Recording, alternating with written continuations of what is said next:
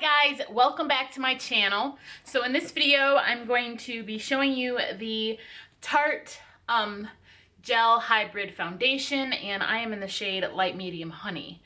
I've been using this foundation. I've actually been using it in like the last 3 tutorials I did, and I love it. I have been playing around with it, so I know how to use it now. Certain things you can't do, certain things you can do. So that's what I'm going to be showing you in this video. And I will leave all the links down below to this foundation just in case you want to check it out. I bought mine from Ulta.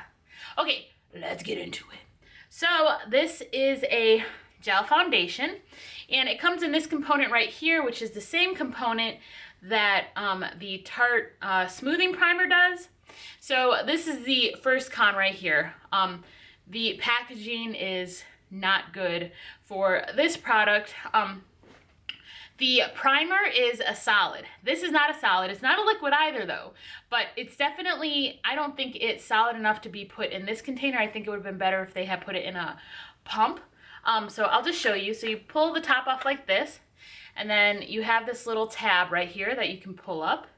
And of course you can leave the tab off and just cover it with the top, but then your product gets on the top. So this is what the foundation looks like, and it is very thick. I haven't even gotten into the actual container of the foundation. I've just been using what's on the top. And as you can see right here, there's a lot of product buildup around the rim of the packaging, so I don't like that. And this is what happens if you take that plastic part off. You do get foundation within the rim of the top of the packaging, and I don't like that either. So packaging on this foundation is kind of shitty. And also, I usually put a powder underneath my foundation if I want it to last all day. Don't do that with this foundation. It does not work well. I tried it once.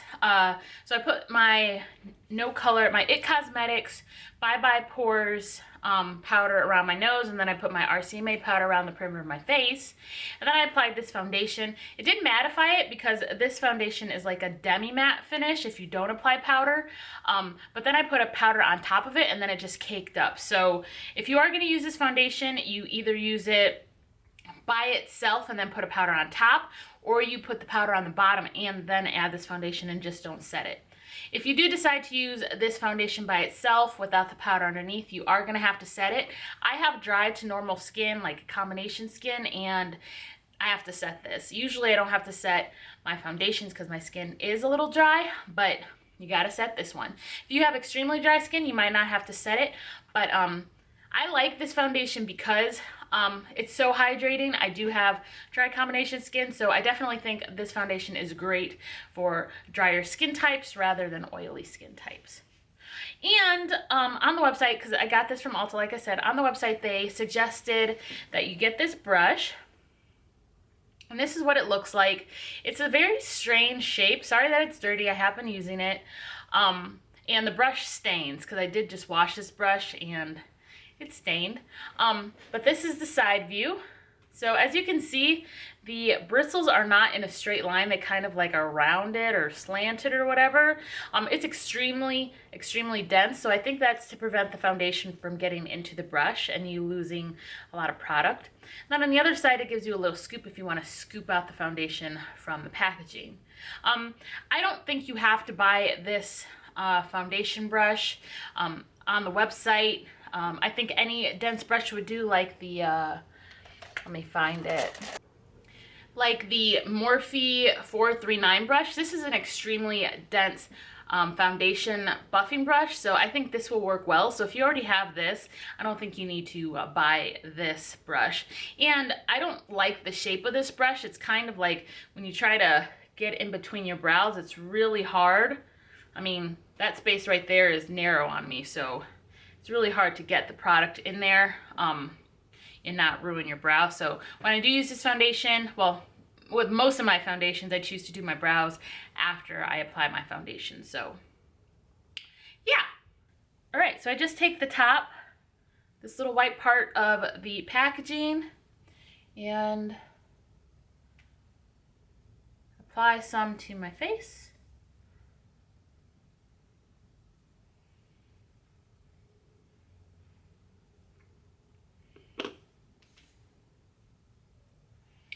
take the brush, and I like to swipe and dab in. So I dab when I want more coverage, and I swipe when I just want to spread it.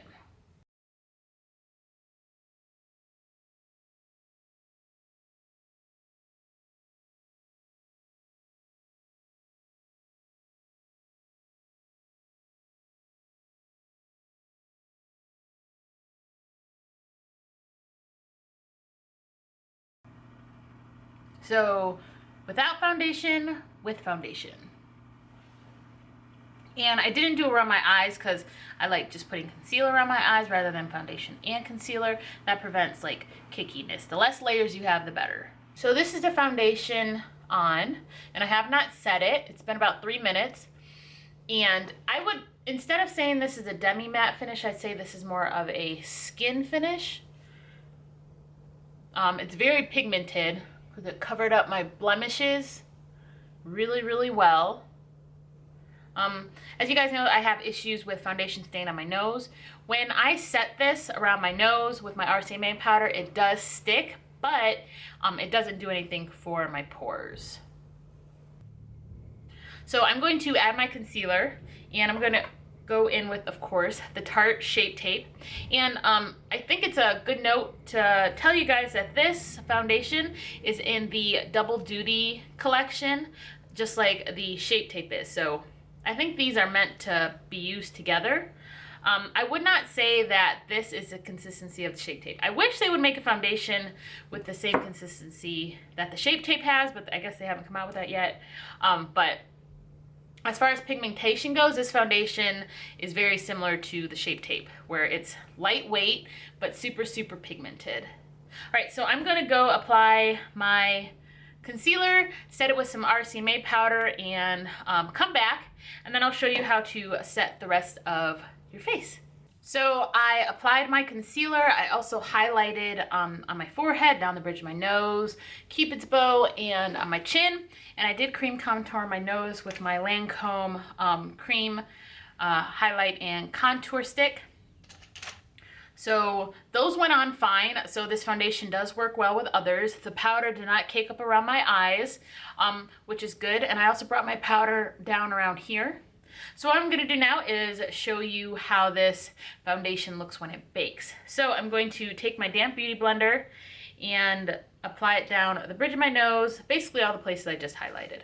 So while that's baking, I'm going to tell you why a brush works best with this foundation rather than the beauty blender. So I used the beauty blender when I first tried this foundation. The beauty blender sucked all the foundation up, like there was no coverage. So I think, I don't know the science behind the makeup or whatever, but I think because of the consistency of the foundation, because it is so hydrating, it doesn't matter if your beauty blender is wet, it will suck up the product because this is such a hydrating foundation.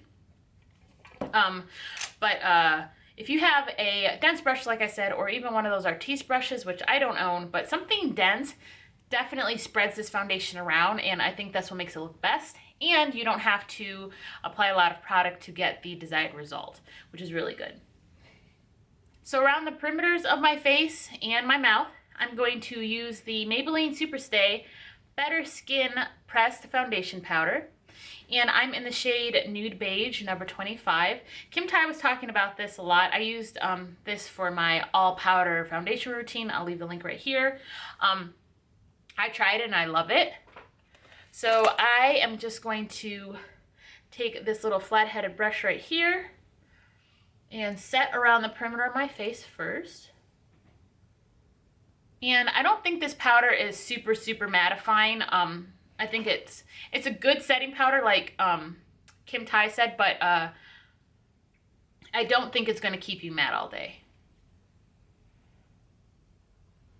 So looking at my skin right now, it is not cakey whatsoever.